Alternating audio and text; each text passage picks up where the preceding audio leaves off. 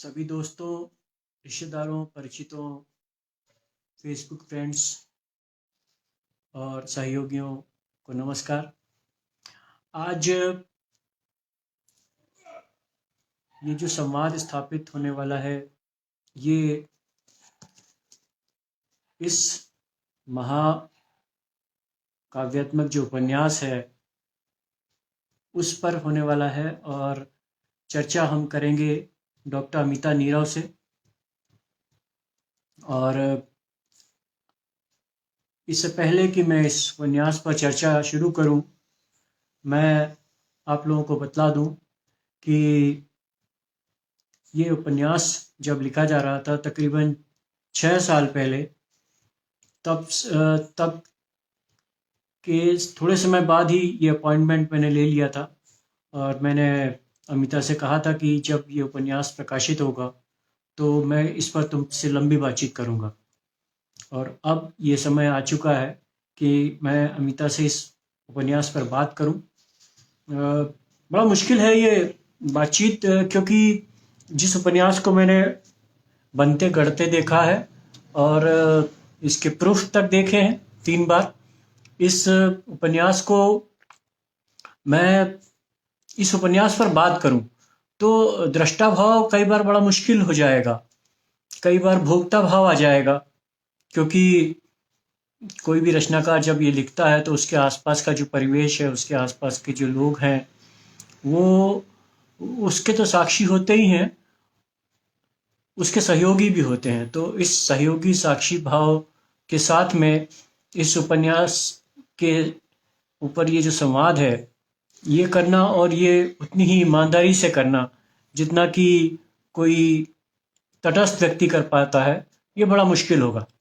कोशिश की जाएगी कि एक बैलेंस बना रहे। हालांकि ये जो शब्द है बैलेंस, ये अपने आप में बड़ा कंट्रोवर्शियल है और अमिता इस शब्द से बहुत इत्तेफाक नहीं रखती है। तो मैं आपका तारुफ करवाऊं डॉक्टर अमिता नीरव से, जिन्होंने ये उपन्यास लिखा है।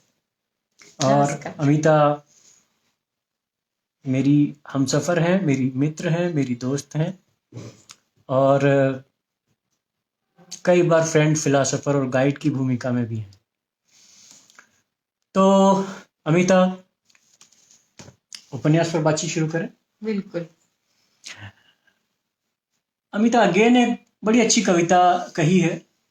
उन्होंने कहा है कि क्या चलना यदि पथ है केवल मेरे अंधकार से सबके अंधकार तक।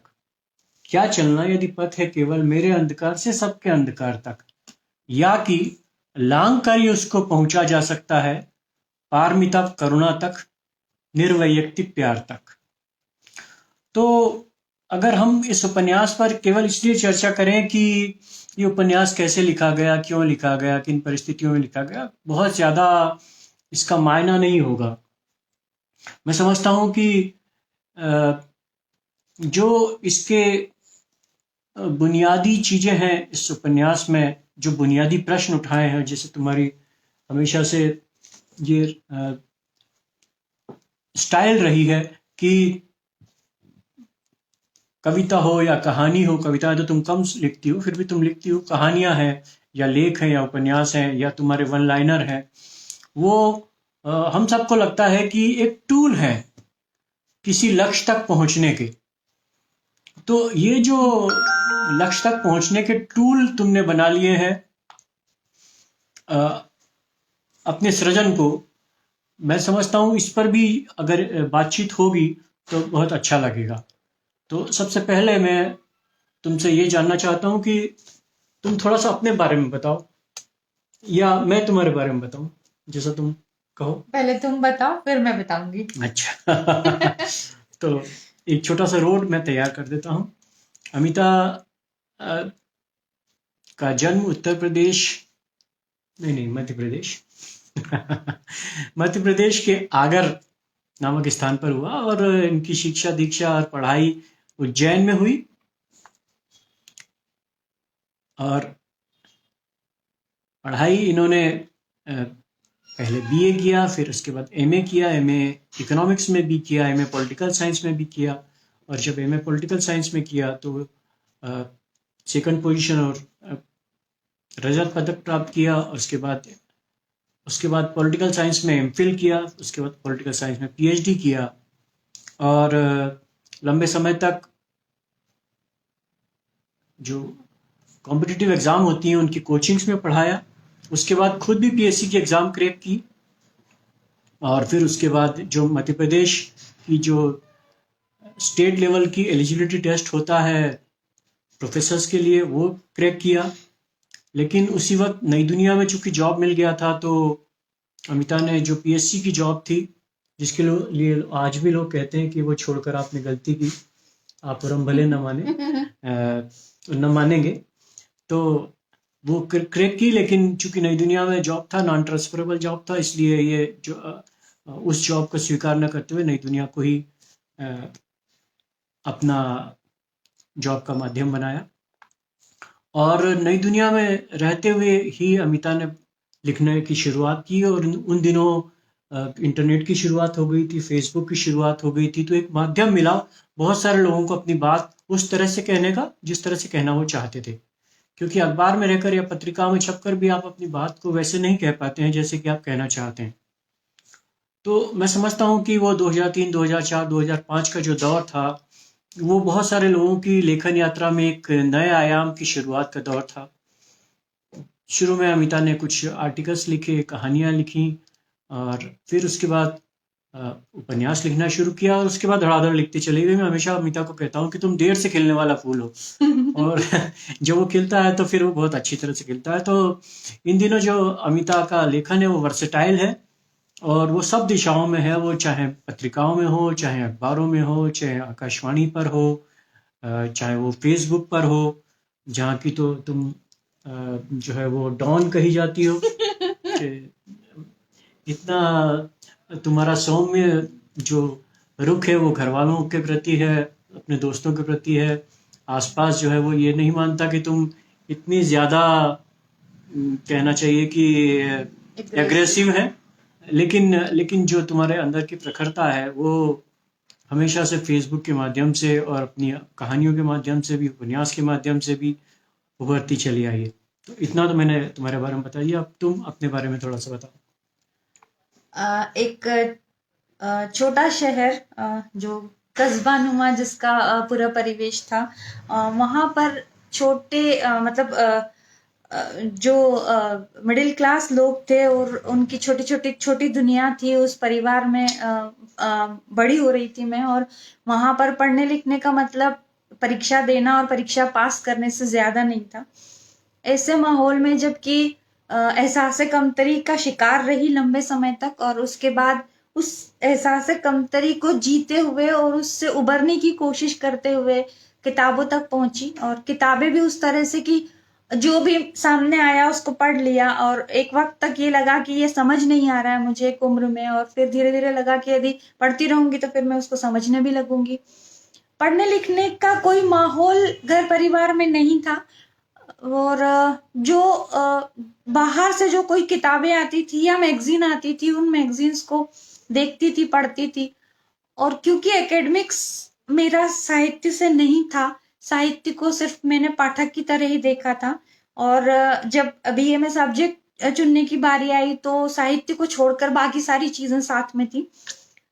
मतलब अब मैं सोचती हूँ पलट कर, तो लगता है कि परिवार में साहित्य को लेकर एक अजीब किस्म का डर जैसा था, क्योंकि जब भी साहित्य की बात होती थी तो लगता था कि अरे नहीं, आपसे नहीं होगा, वो उसको छोड़ दीजिए और कुछ कीजिए आप। तो साहित्य बीए में नहीं लिया, एमए करने की जब बारी आई तब भी साहित्य नहीं लिया, क्योंकि ये लगा कि साहित्य आपसे नहीं होगा, बाकी सब आप कर सकते हैं। तो जो एकेडमिक बैकग्राउंड था मेरा वो साहित्य का नहीं था, पाठक की तरह ही साहित्य में थी। और ब्लॉगिंग के दौर से मैंने अपना लिखने की शुरुआत की, जो मैं अखबार में जाने के बाद मुझे ये पता चला कि मैगजीन्स भी होती हैं जिसमें कहानियां आती है, जिसमें कविताएं आती हैं, जिसमें साहित्यिक लेख आते हैं। इससे पहले मुझे इस बारे में भी कोई जानकारी नहीं थी। तो मैंने बहुत देर से लिखना शुरू किया, और अक्सर राजेश जी कहते हैं कि क्योंकि तुम दर्शन की तरफ जाने के बाद तुम क्रिएटिव राइटिंग की तरफ आई हो, तो ये शुरुआत में लिखने की शुरुआत जो है वो अच्छी नहीं है। लेकिन धीरे धीरे मेरी चीजें बहुत क्लियर होती चली गई और ये लगने लगा कि जो लिखना है, जो क्रिएटिव राइटिंग है, वो मनोरंजन का माध्यम नहीं है, मनोरंजन का साधन नहीं है, कम से कम मेरे लिए तो नहीं है। बल्कि मैं तो ये समझती हूँ कि किसी भी तरह की कला हो तो वो कला यदि आपकी मतलब जो जीवन की दुश्वारियां हैं उसके बारे में बात नहीं करती हैं तो वो एक किस्म से लग्जरी है। तो लिखना भी मेरे लिए जो है वो सिर्फ मनोरंजन का माध्यम नहीं है, या सिर्फ वो नहीं है कि मैं सिर्फ कहना चाहती हूँ, मैं वो कहना चाहती हूँ जो मैं देखती हूँ, जो मैं दूसरे लोगों का दर्द देख पाती हूँ, क्योंकि मैं जिस परिवेश से आई हूँ वहां लोगों के छोटे छोटे सुख हैं और छोटे छोटे ही दुख थे, कोई बड़े दुख नहीं थे, बहुत नॉर्मल सी जिंदगी रही, कोई संघर्ष नहीं रहा जिंदगी में, उस तरह का संघर्ष जिसे हम संघर्ष कहते हैं, तो संघर्ष उस तरह का नहीं रहा। तो जब मैंने दूर देखना शुरू किया, दूसरों को देखना शुरू किया, तो मुझे लगा कि मतलब आप यदि दूसरों की तकलीफों को यदि स्वर देते हैं तो आप अपनी जो अपने होने के साथ न्याय कर सकते, आपको जो मिला है उसके साथ न्याय कर सकते हैं, आप जो तराश रहे हैं उसके साथ न्याय कर सकते हैं। तो इस तरह से मेरे लिखने की शुरुआत हुई और ब्लॉगिंग शुरू की थी मैंने। बहुत सारे ब्लॉगर्स जो हैं वो देख रहे थे, लिख रहे थे, पढ़ रही थी मैं उन लोगों को, और उन लोगों के माध्यम से मैं अपने आप को भी जान रही थी, मैं क्या कर सकती हूँ ये भी जान रही थी। और तब मुझे किसी ने कहा कि ये तो कहानी है, तो ये मतलब कहानी है। फिर मैंने मैगजीन में भेजना शुरू की, फिर लगा कि अरे नहीं, ये तो छप नहीं रही, कोई रिस्पॉन्ड नहीं मिला, तो फिर मैंने उसको लिखना छोड़ दिया। तो बहुत देर से मैंने शुरुआत की, लेकिन जो मैंने अपने पहले कहानी संग्रह में जो एक बात कही थी जिसको मैं अब बहुत शिद्दत से महसूस करती हूँ, वो ये है कि प्रकृति आपके लिए आपसे बेहतर चुनाव करती है और वो आपको ये जानती है कि आप कहाँ सबसे बेहतर हो सकते हैं। जैसा तुमने कहा कि ये तुम्हारा पहला कहानी संग्रह, तो मैं अपने दर्शकों को बता दूं कि ये जो तुम जो बहती नदी हो डॉक्टर अमिता नीरव का पहला कहानी संग्रह था, और अभी अभी इसको मध्य प्रदेश हिंदी साहित्य सम्मेलन की तरफ से वागीश्वरी पुरस्कार भी मिला है। तो ये जो कहानियाँ थी उसके बारे में तुमने बताया, ये जो तुम बता रही थी अपने बारे में कि जब मैं दूसरों के दर्द को देखती हूँ तो मुझे लगता है कि कैसे मैं इससे उनको निजात दिलवा दूँ। तो एक तरह के ये जो एक्टिविज्म है वो तुम्हारे अंदर मैं देखता हूँ, और ख़ास तौर से जब तुम्हारा लेखन देखता हूँ मैं, तो मुझे जो ग्रीक माइथोलॉजी है जो तुमने भी पढ़ी है अस्तित्ववाद में, उसमें एक पात्र था सिसिफस, जिसको देवताओं ने सजा दी थी। और वो सजा ये थी कि एक गोल पत्थर वो एक पहाड़ी के नीचे से लेकर अपनी पीठ पर पहाड़ी के ऊपर जाएगा, और वहां से वो पत्थर जो है वो फिर एकदम से लुढ़क जाएगा और फिर से वो नीचे आ जाएगा और फिर से उसे ऊपर ले जाना होगा। तो ये जो अंतहीन और सतत यात्रा है, एक कष्ट की यात्रा है, वो मुझे तुम्हारी कहानियों के पात्रों में और उसके उसके पूरे कंटेंट में नजर आती है। हम अब माधवी पर चर्चा करें। मैं ये जानना चाहता हूँ कि माधवी आभूषण से छिटका स्वर्ण कण, ये जो तुमने महाकाव्यात्मक उपन्यास लिखा है, मैं इसे बार बार महाकाव्यात्मक उपन्यास इसलिए कहता हूँ कि एक तो इसका आकार 632 पेज का है, और जिसमें से तुमने 60-70 पेज तो एडिट कर दिए थे, तो इसका मतलब ये 750 पेज से और ऊपर चला जाता, 700 पेज से ऊपर चला जाता। तो ये जो बड़ा उपन्यास है, इसको लिखने की प्रेरणा तुम्हारे मन में कहाँ से आई? क्योंकि एक सर्वाधिक उपेक्षित पात्र, एक स्त्री पात्र, और जो जिसे कहना चाहिए कि जिसे उठाने में एक तरह का मैं समझता हूँ कि एक एक संकट था, एक चैलेंज था, क्योंकि वो न केवल ऐसा पात्र है जिसके साथ इतिहास ने न्याय नहीं किया है, बल्कि ऐसा भी पात्र है जो समकालीन समाज की दृष्टि में हो सकता है वो हे या निकृष्ट हो। तुमने इसे उठाया तो क्या सोच के, क्या समझ के उठाया? क्या प्रेरणा रही इसकी? मुझे हमेशा एक बात लगती है कि जो हमें परिणाम नजर आता है उसके पीछे बहुत सारी प्रेरणाएं होती हैं, बहुत सारे परिस्थितियां होती है, बहुत सारे कारण होते हैं। तो ये जो विचार था पहली बार माधवी के बारे में मैंने तब पढ़ा था जब मैंने कहानियां लिखना शुरू भी नहीं किया था। अखबार के रूटीन में मैंने ब्लॉग पढ़ा करती थी मैं, तो उन ब्लॉग में एक बार मैंने भारतीय पौराणिक मतलब भारतीय पौराणिकता में पितृसत्ता के नाम से एक लेख पढ़ा था, जो बहुत प्रतिष्ठित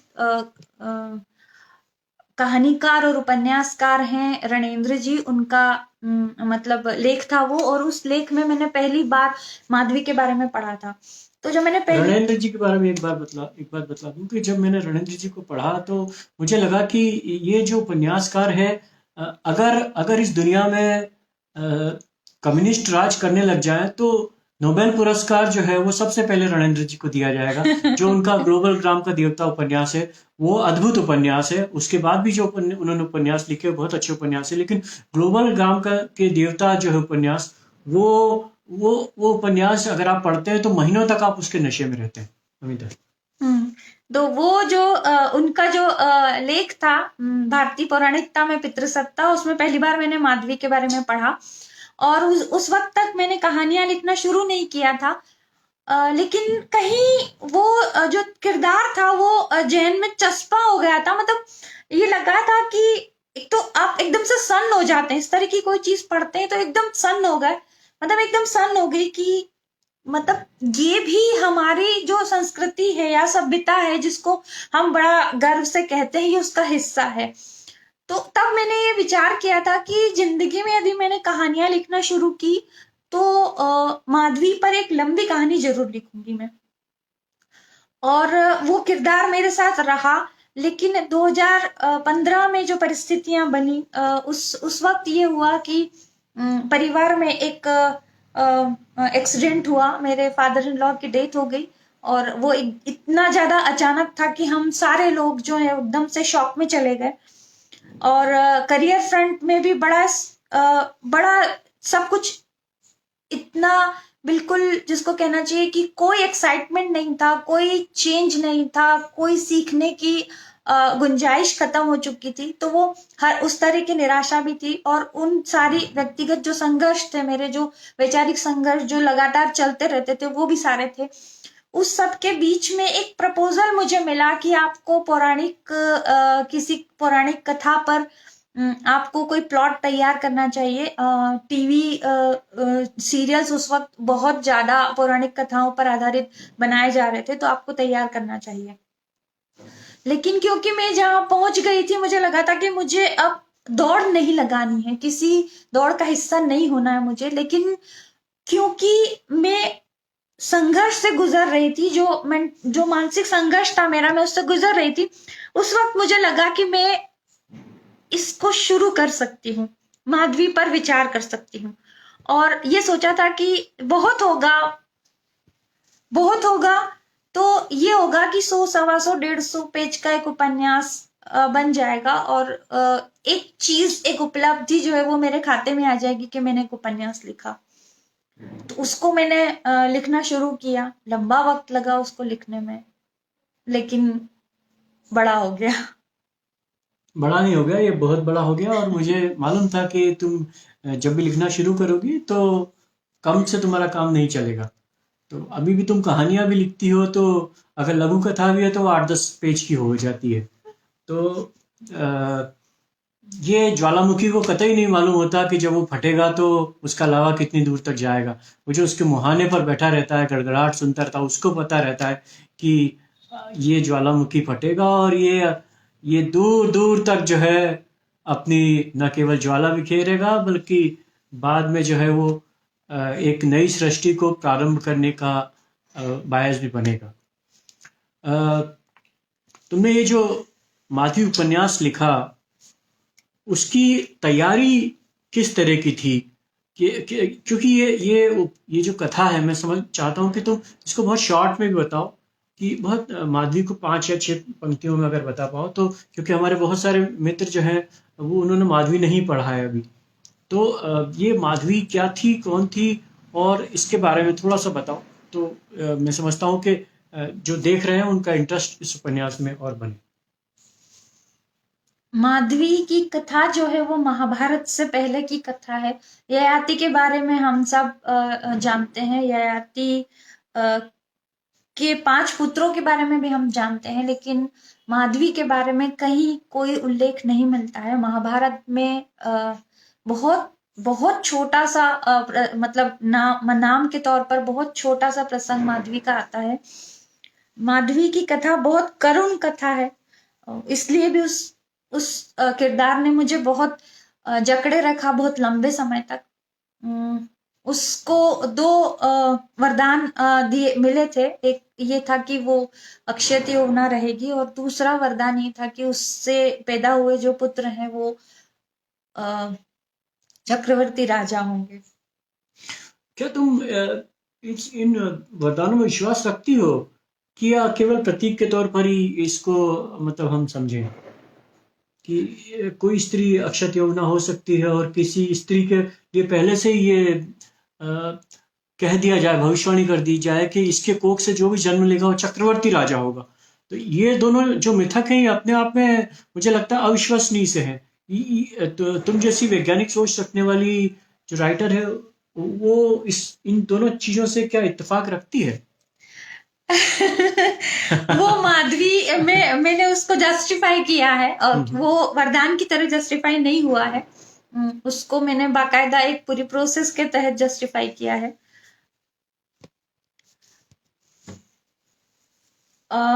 लेकिन मैं माधवी की कथा पर आ रही हूँ।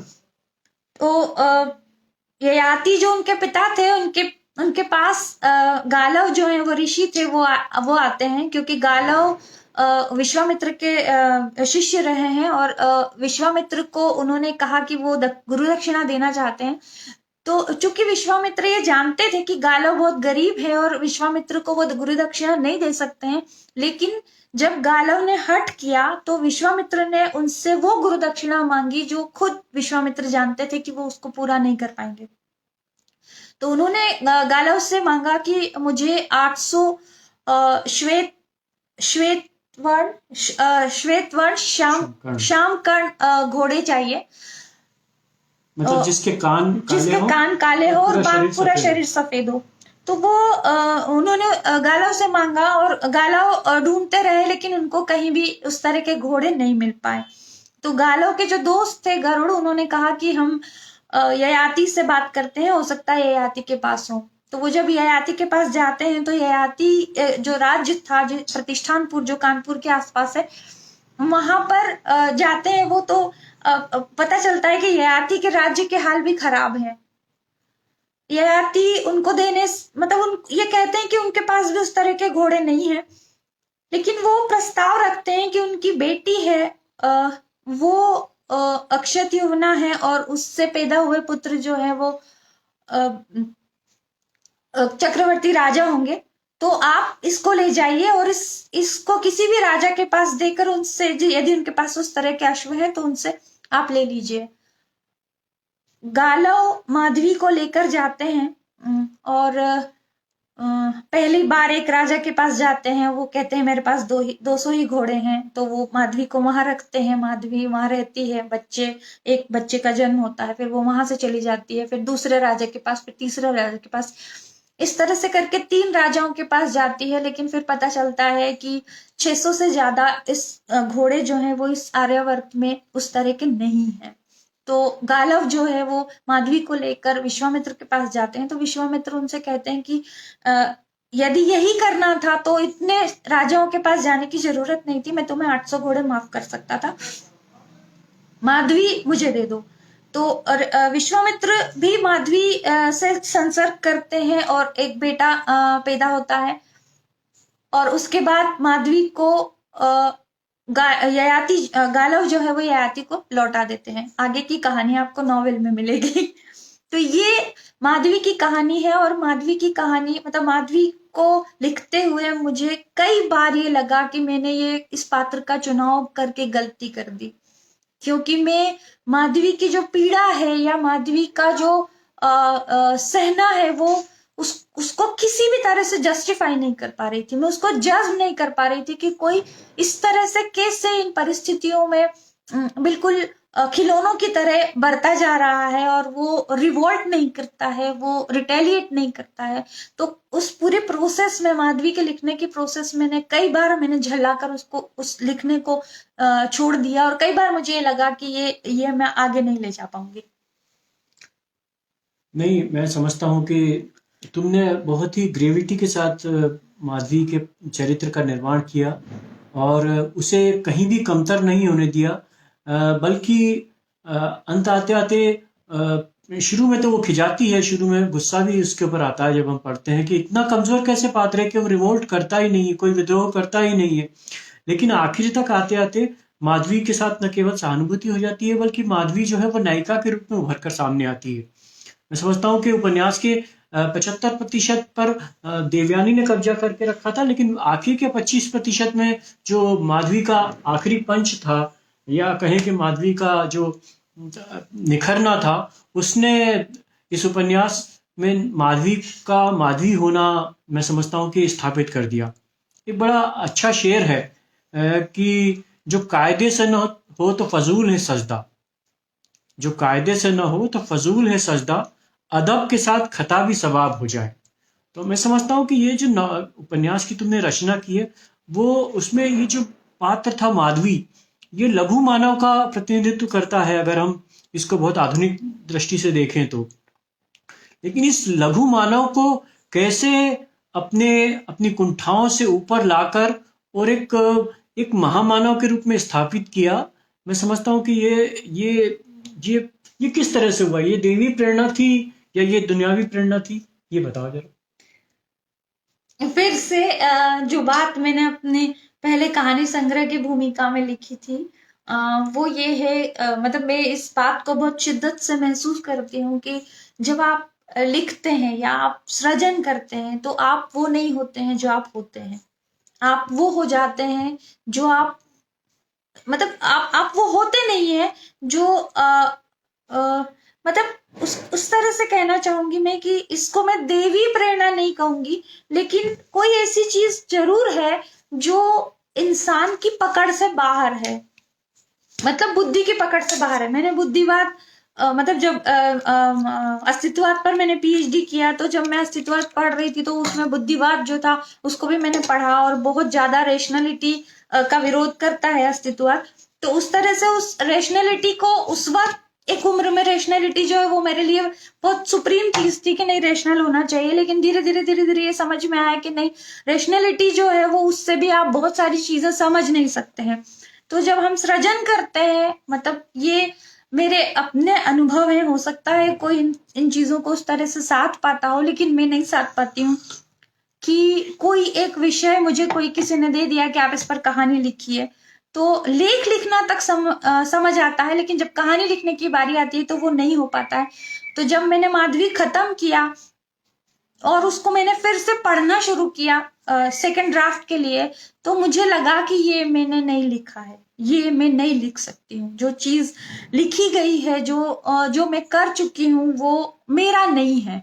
वो कोई प्रेरणा है या कोई ऐसी चीज है जो मेरे अंदर थी, या ये कह सकते हैं, जैसे कई लोग ये बात कहते हैं, मुझे किसी ने कहा कि जब आप पहली किताब अपनी लिखते हैं तो आपका जो पुराना पूरा पढ़ा हुआ है सारा, वो या पूरा सोचा हुआ है या जो पूरा कल्पना की हुई है, वो सब आपकी उस किताब में आता है। मुझे नहीं पता, शायद वो उस तरह की कोई चीज होगी, लेकिन ये हकीकत है कि जब मैं किसी चीज को जो बहुत अच्छी, मेरी अपेक्षा से ज्यादा बेहतर होती है, मेरी अपेक्षा को पूरी करती हुई होती है, तो मुझे ये लगता है कि ये मेरा काम नहीं है। तो माधवी तो के लिए भी मैं ये कहूंगी कि ठीक है, वो अमिता नीरव नाम लिखा हुआ है माधवी का, लेकिन ये माधवी जो है वो खुद आकर जो मुझसे काम करवा गई है, वो मतलब मेरा काम नहीं है। मतलब इसे आप विनम्रता कह लीजिए या जो भी कहना चाहें, लेकिन अमिता नीरव माधवी नहीं लिख सकती थी। माधवी ने खुद अपने आप को लिखवाया है मुझसे।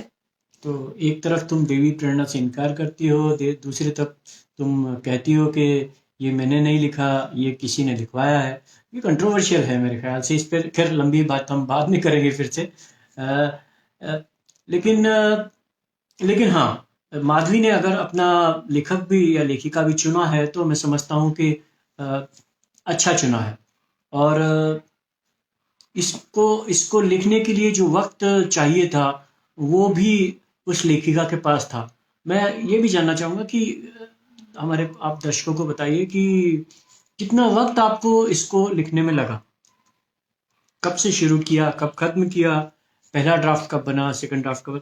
एक समय के हिसाब से, ताकि जो नए लेखक हैं हमारे जैसे, वो समझ सकें कि एक उपन्यास को लिखने के लिए कितना समय, कितना पेशेंस चाहिए होता है। और मैं अपने जो दर्शक हैं उनको खास तौर से बता दूं कि अमिता ने पेन से लिखना मेरे ख्याल से 15-20 साल से छोड़ दिया है। कुछ चेक्स पर साइन जब कभी ज़रूरी होता है तो वो करती है, और वो भी जो साइन है वो हमेशा बदल जाते हैं। हमेशा से अमिता का जो लेखन है वो कीपैड पर रहा है। और ये किसी लेखक के लिए अच्छी बात इसलिए हो सकती है कि वो अनेक ड्राफ्ट बनाने की जो एक यंत्रणापूर्ण जो एक प्रक्रिया है उससे वो बच जाता है, क्योंकि उसके पास वो सेव्ड होता है। उसमें वो जितना चाहे कट कर सकता है, पेस्ट कर सकता है, बना सकता है, उसको बदल सकता है। तो ये जो सीधे कंप्यूटर पर लिखने की बात है, ये जो है, ये तुम्हारी मेरे ख्याल से यूएसपी है। हम्म। कितना माध- समय लगा? माधवी का पहला ड्राफ्ट मैंने 3 साल में पूरा किया। एग्जैक्ट 3 साल में माधवी का पहला ड्राफ्ट पूरा किया। और चूंकि मैंने जो अभी बात कही है कि माधवी को मैंने नहीं लिखा है, उसकी वजह, और एक वजह मैं बताती हूँ आपको कि जिन दिनों में माधवी लिख रही थी उन दिनों में अखबार में काम कर रही थी, और बहुत दुर्भाग्य से मुझे अखबार में जो फैशन का पेज है वो दे दिया गया था। तो उसमें मुझे भाषा, मेरी भाषा के लिए ये कहा जाता था कि अरे आपकी भाषा जो है वो बहुत बहुत ही ज्यादा क्लिष्ट है और आपको सरल भाषा में लिखने की जरूरत है। तो अखबार की भाषा में अंग्रेजी, हिंदी, अंग्रेजी और उर्दू की जो खिचड़ी है उस तरह की भाषा में मुझे वहां काम करना पड़ता था। इस दौरान 1 या 2 कहानियां ऐसी भी लिखी मैंने जो मुस्लिम परिवेश पर थी, और उसमें मैंने उर्दू का इस्तेमाल किया। तो जो दिन भर में काम करती थी उस पूरे दिन भर में माधवी मेरे दिमाग से आउट रहती थी, माधवी मेरे पास नहीं रहती थी। और जो शाम का टाइम था जो तय किया गया था कि 7 बजे से लेकर रात को, शाम के 7 से लेकर रात को 9:30 तक मैं माधवी पर काम करूंगी। तो उस 1.5 घंटे में मैंने, मतलब उस 1.5 घंटे में मैंने माधवी को लिखना शुरू किया। और उस दौरान भी कभी फेसबुक स्टेटस पोस्ट करती थी। मतलब ये एक खराब बात है मेरे साथ कि मैं बहुत एकाग्र नहीं हूँ अपने काम में। मैं बहुत सारे काम एक साथ करती हूँ और ये खराब बात है, मैं मानती हूँ इस बात को, लेकिन यही मेरा स्वभाव है। नहीं, ये तुम्हारी बहुत खराब बात है, क्योंकि मैं तुमको शाम का समय देता था कि चलो तुम उपन्यास लिख लो, और इधर मैं मोबाइल देखता था, तो देखता था कि तुम्हारा फेसबुक स्टेटस जो है वो अपडेट हो रहा है, तो मुझे बड़ा गुस्सा आता था। लेकिन नहीं, ये बिल्कुल गलत बात थी उस वक्त, ये बिल्कुल फाउल था। तो तो जब मैं माधवी लिखने बैठती थी, मतलब जब मैं अपना लैपटॉप उठाती थी और मैं माधवी लिखने बैठती थी, तो मुझे सोचना नहीं पड़ता था कि मुझे अब आगे क्या करना है। मतलब वो सही है, आप में से किसी ने ये कमेंट किया था कि वो कुछ आप लिखते नहीं, वो उतरता चला जाता है। बिल्कुल ठीक यही बात माधवी के साथ हुई है कि मेरे दिमाग से दिन भर ब्लैंक रहता था। वो कोई बात मतलब माधवी का कोई विचार मेरे पास नहीं होता था। लेकिन जब मैं लैपटॉप पर कीबोर्ड पर अपनी उंगलियां चला रही होती थी तब वो माधवी अपने आप आती चली जाती थी, अब मतलब देखो, ये भाषा भी वही आ देखिए जाती थी। देखिए, कोई कोई कह रहा है कि ये क्या बात हुई कि आप कह रहे हैं कि 1.5 घंटा देता था? अरे भैया, देता था मतलब उस वक्त में जो किचन का काम है मैं खुद करता था, तो तब तो देना हुआ ना। हाँ, और उस बीच में मतलब सब्जी वगैरने के बाद अगर मैं अपना फेसबुक देखता था कि यहाँ पर माधवी नहीं लिखा जा रहा है, यहाँ पे तो फेसबुक जो है स्टेटस वो हो रहा है, तो गुस्सा आना स्वाभाविक नहीं है? तो 3 साल में पहला ड्राफ्ट पूरा किया। फिर अगले 10 महीने में और दो ड्राफ्ट जो है वो मैंने पूरे किए। और 2019 2019 जून में मैंने उसको मतलब प्रकाशक को भेजने की, मतलब प्रोसेस शुरू प्रकाशित करवाने की जो प्रोसेस है उसको शुरू किया था मैंने। तो 4 साल हाँ, लगभग लगा। 4 साल। और उसके बाद छप कर आने में कितना टाइम लगा? 2 साल छप के आने में लगे, क्योंकि जैसा होता है कि नया लेखक है तो नए लेखक को जो स्थापित प्रकाशक हैं वो उस तरह से उनके किताबों को उस तरह से देखते नहीं है। तो नहीं, लेकिन इस मामले में तो तुम बहुत लकी रही। तुमको एक बहुत अच्छा प्रकाशक मिला, सेतु प्रकाशन। और उसमें भी मैं खास तौर से अमिता पांडे जी को धन्यवाद देना चाहूँगा कि उन्होंने हालांकि उन्होंने अपने स्टेटस में बताया भी है अपने एक आर्टिकल में कि तुम्हारा जो नॉवेल है वो उन्होंने जब अपने एक्सपर्ट्स को पढ़ने के लिए दिया तो एक शब्द भी उसमें से कम नहीं किया गया। ये बहुत बड़ी बात है। मैं समझता हूँ किसी लेखक के लिए ये एक सबसे बड़ा प्रमाण पत्र है कि उसने जो लिखा वो पूरा का पूरा ज्यों का त्यों जो है छप कर आया। वरना लोगों के तो अ, अ, आमूल बदल जाते हैं, उनके जो शीर्षक हैं वो बदल जाते हैं, उनके पेजेस कम कर दिए जाते हैं, एडिटिंग कर दी जाती है। लेकिन इस मामले में तुम बहुत लकी हो कि ये जो माधवी अगर वो उतर कर भी आई है तुम्हारे माध्यम से तो उसने अपने उतरने को आखिरी तक जो है वो मेंटेन किया है। वो बिल्कुल सही बात है। मतलब मुझे भी आश्चर्य होता है, हालांकि मैंने उससे पहले भी एडिटिंग में काफी चीजें निकाल ली थी। मुझे लगा था कि ये गैर जरूरी है तो मैंने एडिटिंग में काफी चीजें उसमें निकाली, करीब करीब 70-80 पेज निकाल चुकी थी मैं उससे। लेकिन हाँ, ये बात सही है, देर से मिला। और हाँ, कोई पूछ रहा था 2 साल, 2 साल इसलिए लगे क्योंकि 1 साल पूरा कोविड में चला गया था, इसलिए वो पूरा साल जो है वो बिल्कुल ब्लैंक हो गया था। और 2021 सितंबर में किताब आई और मुझे अच्छा लगा क्योंकि मैंने अपनी किताब से उस तरह से एक्सपेक्टेशन नहीं रखी थी। जैसे राजेश मुझे जब भी पढ़ते थे तब मुझे ये कहा करते थे कि जो किताब तुम लिख रही हो, जिस जिस तरह की भाषा लिख रही हो, या जिस तरह की तुम्हारी शैली है, या जिस तरह का दर्शन है तुम्हारा, वो तुम्हें लोकप्रिय नहीं बनाएगा, क्योंकि लोग तुम्हारी चीजें मतलब उठाएंगे जरूर लेकिन छोड़ देंगे कि हमें समझ नहीं आया है और छोड़ दिया जाएगा।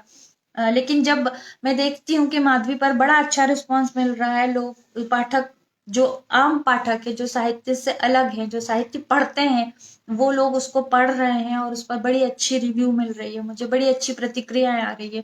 तो ये मेरे लिए बहुत बहुत बहुत ही ज्यादा खुशी का कारण है। नहीं, ये मेरे लिए भी आश्चर्यजनक बात है और मैं इस अभिभूत भी हूँ कि मुझे लग रहा था कि जैसे हजारी प्रसाद द्विवेदी या रामचंद्र शुक्ल जिस तरह की भाषा लिखते थे, क्लिष्ट संस्कृत तत्सम वाली भाषा, वो प्राय माधवी में है। लेकिन आज जब मैं दूर से देखता हूँ तो इसमें इस सब के बावजूद भी एक प्रवाह है। और मैं खासतौर से नई नई जो युवा पीढ़ी है उससे अभिभूत हूँ कि वो न केवल पढ़ रही है बल्कि उसको समझ रही है और उसके ऊपर रिएक्ट कर रही है। तो तुम्हारी जो भाषा है वो सूत्रात्मक भाषा है और मैं समझता हूँ इस ये जो नॉवेल है पूरा इसमें कम से कम 100 से 150 सूत्र होंगे और हर सूत्र अपने आप में एक एक पूरा का पूरा दर्शन है। इस सब के बावजूद भी यू आर लकी इनफ कि आप जो है पाठकों के द्वारा न केवल पढ़ी जा रही हैं बल्कि समझी और सराही जा रही हैं। तो उस लिहाज से माधवी ने भी अपना काम पूरा किया है। तो लेकिन जब आप ये कहते हैं कि माधवी उतरी है और मैंने इसको नहीं लिखा है, तो अब जब आप दूसरे उपन्यास लिख रही हैं, लिखेंगी या आपने लिख लिए हैं, उनके लिए बड़ा चैलेंज होगा। फिर बार बार ये प्रश्न उठाया जाएगा क्योंकि अगर आपने पहला लिख दिया और वो उतर गया तो फिर अब जरूरी नहीं, जैसा कि बहुत सारे लेखकों के साथ होता है कि उनकी पहली कृति बहुत अच्छी होती है, बहुत सारे एक्टर्स के साथ होता है उनकी पहली फिल्म बहुत अच्छी होती है, सुपरहिट होती है, लेकिन बाद में वो गायब हो जाते हैं। तो ये जो मानसिक दबाव है ये अब आपके ऊपर हमेशा बना रहेगा कि आप इससे बेहतर लिख पाए। हालांकि बेहतर कुछ नहीं होता, सब अलग अलग अलग चीज होती है, लेकिन माधवी से आपने अपना एक पैरामीटर स्थापित कर दिया है। अब आपको उसको हमेशा मेंटेन करना पड़ेगा। उस दबाव से आप कैसे मुक्त रहेंगी, क्योंकि अगर आप दबाव में लिखेंगी तो फिर आप माधवी की कॉपी राइटर बन जाएंगी, माधवी की कॉपी लिखती चली जाएंगी। और अगर आप उस दबाव से मुक्त होंगी तो पता नहीं कैसा लिखेंगी। तो ये कैसे आप देखती हैं, कैसा तुम समझती हो इसको, ये जो मनोवैज्ञानिक दबाव है? ये बिल्कुल सही है कि माधवी ने मुझे डरा दिया है। मतलब जब भी मैं कोई माधवी के बारे में कुछ कहता है तो मैं उसको फिर से पढ़ना शुरू करती हूँ मैं, कि ऐसा क्या था, मतलब ऐसा क्या है माधवी में जिसको लोग उस तरह से पढ़ रहे हैं या सराह रहे हैं। क्योंकि एक एक लेखक है, उसके लिए वो किताब अपनी किताब है, इसलिए वो ये सोचेगा कि नहीं नहीं उसने तो अच्छा ही लिखा है। लेकिन जब कोई आपको ये कहता है कि नहीं बहुत अच्छा लिखा गया है, तो फिर से पढ़ती हूँ मैं उसको, तो और मुझे लगता है कि ये जो माधवी जो है वो मेरे लिए एक पैरामीटर हो गया है। मतलब अब जब मैं अपनी नई चीजें देखती हूँ तो मुझे लगता है कि क्या मैं माधवी के लेवल का लिख पा रही हूँ उसको।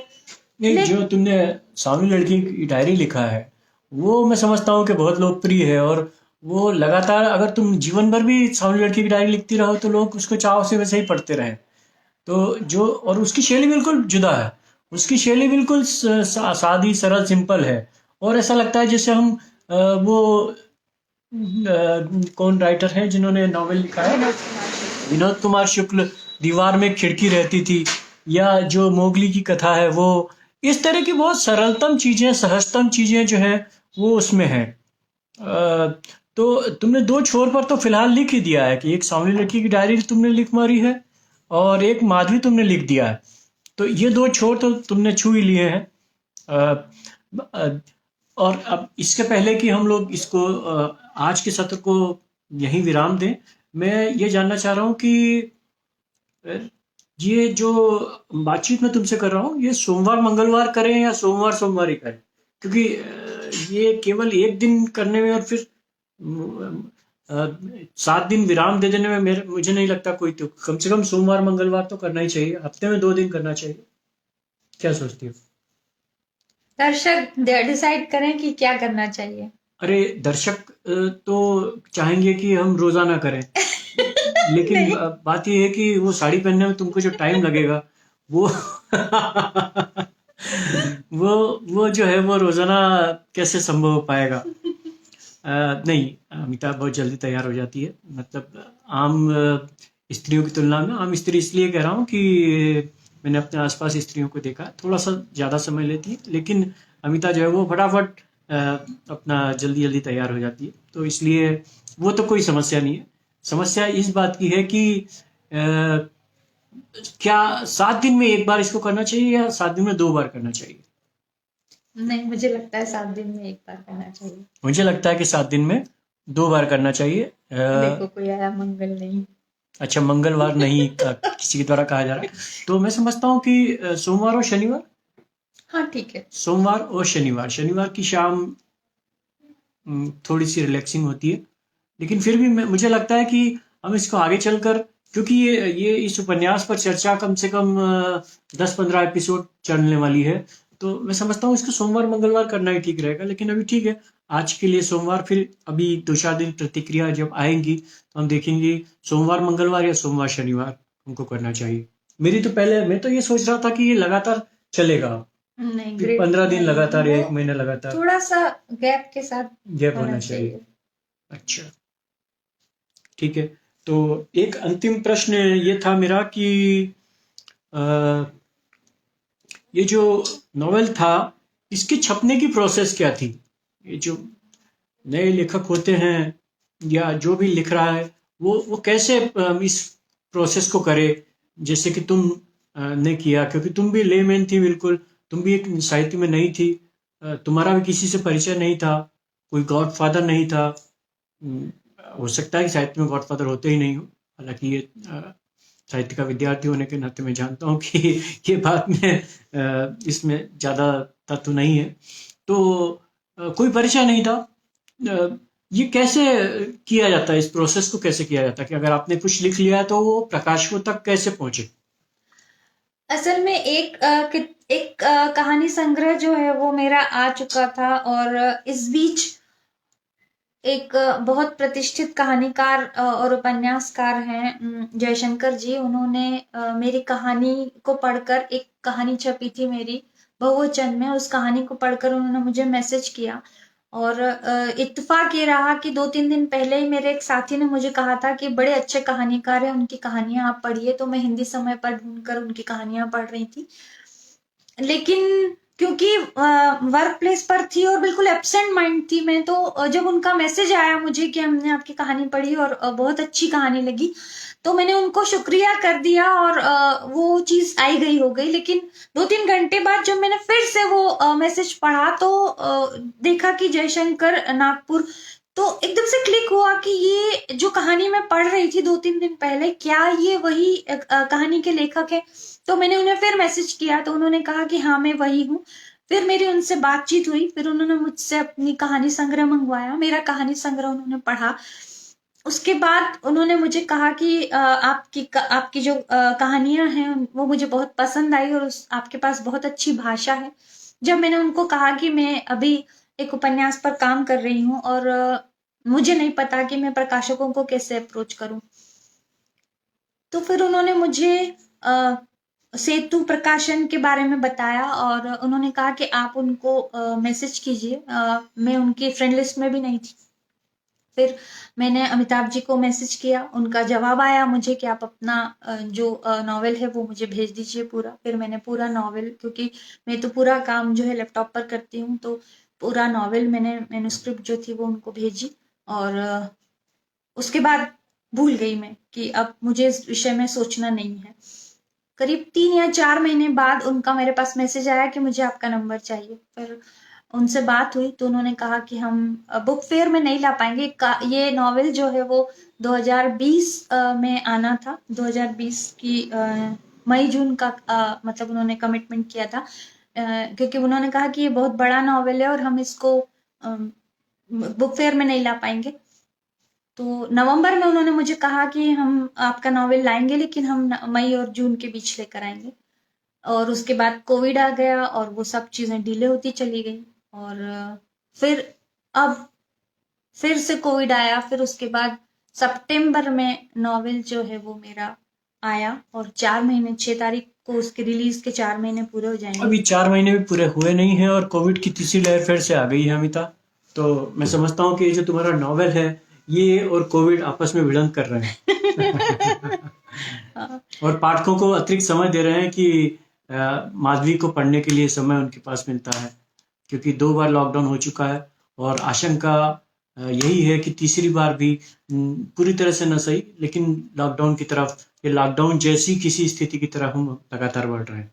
तो आप लोग अपना ध्यान रखिए ठीक से और अपने लोगों का भी ध्यान रखिए। अमिता ने जो जिस तरह की जो प्रोसेस बताई है वो मैं समझता हूँ कि नव लेखकों के लिए, किसी भी लेखक के लिए एक लाइट हाउस का काम कर सकती है कि मैं अकेला ही चला था जानिबे मंजिल मगर लोग साथ आते गए कारवां बनता गया। आप अगर अपना काम ईमानदारी से कर रहे हैं तो फिर आपको किसी की जरूरत नहीं है। आपकी बात बोलेगी और वही अपना काम करेगी। आप लगातार काम करते चले जाएं तो आप किसी न किसी की निगाह में जरूर आएंगे और उस जिस निगाह में आपको आना होगा उस निगाह में जरूर आएंगे। कोयले के खान में हीरा भले बना रहता है, लेकिन अगर वो हीरा है तो एक दिन वो जौहरी के द्वारा देख लिया जाता है। ये मैं अमिता की तारीफ करते हुए नहीं कह रहा हूँ, मैं ये बात कह रहा हूँ नए लेखकों के लिए या लेखकों के लिए जो प्रकाशकों के पीछे भागते हैं, या इन दिनों प्रकाशन जो है एक बड़ा व्यवसाय हो गया है और हर तीसरा चौथा आदमी प्रकाशक बना हुआ है जो लेखकों से पैसा लेकर और किताबें छाप देता है, किताबें उनको दे देता है। मैं समझता हूँ कि आप ईमानदारी से अपना लेखन कर्म या जो भी आप रचना कर्म कर रहे हैं वो आप करते चले जाएं। आपका रचना कर्म अगर आपको तुरंत संतुष्टि नहीं देता तो फिर आप ये मत मानिए कि वो किसी को बाद में संतुष्टि देगा। सबसे पहले वो आपको अपनी संतुष्टि देने वाला होना चाहिए।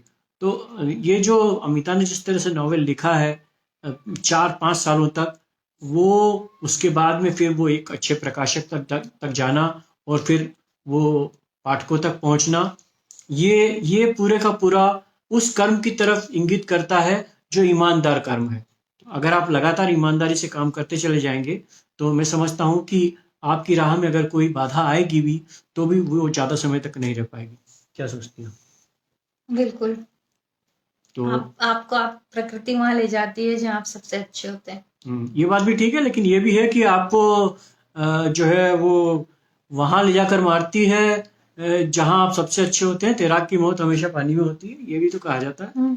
तो जीवन का कोई बंधा बंधाया नियम नहीं है, लेकिन ईमानदार कर्म सबसे पहले जो कर्म करता है उसको संतुष्टि देता है और वही संतुष्टि सबसे इंपॉर्टेंट है। वो जो आनंद है वही सबसे इंपॉर्टेंट है। तो ये जो आपका उपन्यास है वो मेरे आसपास रखा हुआ है, इसलिए दर्शन मेरे अंदर से भी प्रभावित होने लगा। मैं समझता हूँ कि अब 50 मिनट हो चले हैं। ये जो आज की बातचीत हम समाप्त करते हैं और अगली बातचीत हम इसी वक्त शनिवार। शनिवार को करेंगे। Thank you very much. नमस्कार।